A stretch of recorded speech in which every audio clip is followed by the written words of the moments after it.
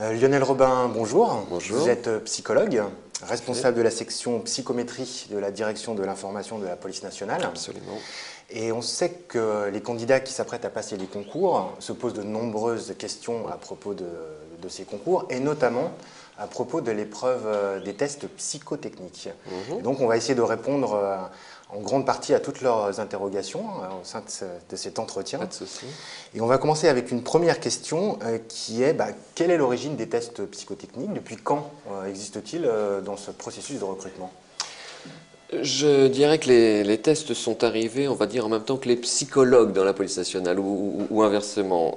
Tout s'est passé au début des années 80, c'est-à-dire qu'il y a eu, et ça je crois que c'est important de le faire savoir, de l'indiquer, il y a eu dans les années 80-81 une grande étude qui a été menée au sein de la police, auprès des policiers, sous forme de questionnaires qui leur a été distribués, pour connaître les difficultés auxquelles ils étaient confrontés, d'une manière générale.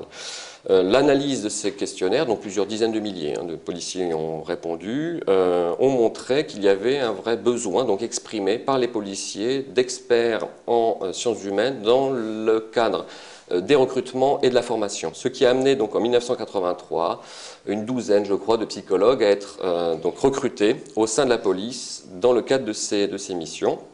Tout s'est donc organisé, mis en place, un certain nombre un dispositif et des textes ont été élaborés pour qu'en 1986 donc, apparaisse la première batterie de tests dans le cadre des concours de gardiens de la paix. Donc justement, quel est l'objectif très précis de ces tests? Les tests psychologiques des épreuves, je dirais, enfin des concours, comme toutes les autres épreuves, visent à évaluer les candidats sur des points très précis, donc à partir de critères, choisir parmi tous les candidats qui se présentent ceux qui, je dirais, ont les meilleures prédispositions pour le métier. Alors bien sûr, dans les deux grands domaines qui sont le domaine intellectuel et le domaine de la personnalité, le domaine des questions, donc à partir de questions personnelles. D'accord. Alors maintenant, on va se mettre un peu dans la peau d'un candidat. C'est le jour J, le jour de l'épreuve, et il va passer le test psychotechnique. Concrètement, comment ça se passe? Concrètement, comment ça se passe? Alors, d'abord, il passe la batterie de tests, ce sont des séries d'exercices, au moment de l'écrit. Au moment donc de l'épreuve, il arrive, lui sont donc présentés du matériel, en l'occurrence d'abord un crayon à papier et une gomme, avec lesquels donc, il répondra aux questions, sur une feuille réponse un peu spécifique que je vous présenterai peut-être tout à l'heure. Et ensuite, il donc, lui est également distribué des livrets, donc des cahiers sur lesquels figurent les questions. L'épreuve se divise en deux parties. Une première partie donc avec un premier cahier avec des séries d'exercices qui sont chronométrés, des petits exercices qui permettent d'évaluer ce qu'on appelle les aptitudes intellectuelles. Une fois donc ces différents exercices sont passés, on leur distribue donc un deuxième cahier sur lequel donc il figure un questionnaire. Donc là, ça porte davantage sur des questions donc d'ordre, j'allais dire comportemental ou sur les habitudes. Ce cahier-là, donc cet exercice-là, ces questionnaires-là ne sont pas chronométrés, donc le candidat a éventuellement le temps aussi donc de les remplir. Le tout à peu près dure environ 2h30. Les tests sont ensuite exploités au moment de l'oral. C'est-à-dire que quand le candidat a passé les différents écrits, s'il passe le seuil de l'écrit et si ensuite il passe l'épreuve d'oral, l'entretien devant le jury, dans le jury figure un psychologue qui a donc devant lui ce qu'on appelle le profil du candidat, c'est-à-dire la synthèse des résultats de ces différents exercices. Donc il exploite à ce moment-là. On va toujours rester dans le concret. On a rendu les deux cahiers, ils sont sur la table. Comment on traite toutes les données? Comment sont traitées les données de ces tests?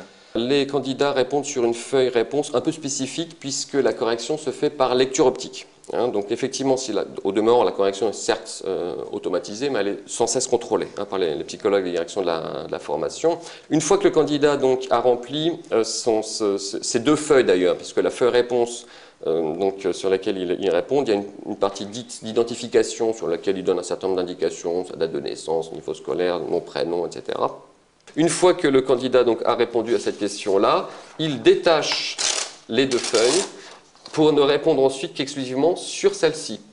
Vous remarquerez que sur chacune des feuilles figure un code barre. Une fois qu'il a répondu à la partie d'identification qui est ensuite ramassée, qu'il a répondu à l'ensemble des questions sur cette partie-là de feuilles réponse, l'ensemble est donc acheminé à la section psychométrie de la direction de la formation. Les deux parties sont effectivement distinguées pour un souci aussi de confidentialité des informations, qu'il n'y ait pas le lien au moment de la correction entre le nom et les réponses. On réceptionne donc ces enveloppes et ensuite on passe ces différentes feuilles dans le lecteur optique. Le lecteur optique fait dans un premier temps le lien entre l'identification et les réponses et ensuite fait une correction de l'ensemble des réponses des candidats pour, en bout de course, je dirais, éditer ce qu'on appelle un profil, donc c'est un tableau avec un récapitulatif des résultats généraux donc des candidats. Ce profil-là qui est édité est ensuite envoyé à l'attention des psychologues qui siègent au jury. Donc au moment de l'épreuve orale, l'ensemble du jury connaît les résultats du test psychotechnique. Absolument. C'est ce qui est donc préconisé, c'est donc qu'il puisse y avoir sur les points principaux un certain nombre d'indications qui puissent être données donc aux membres du jury.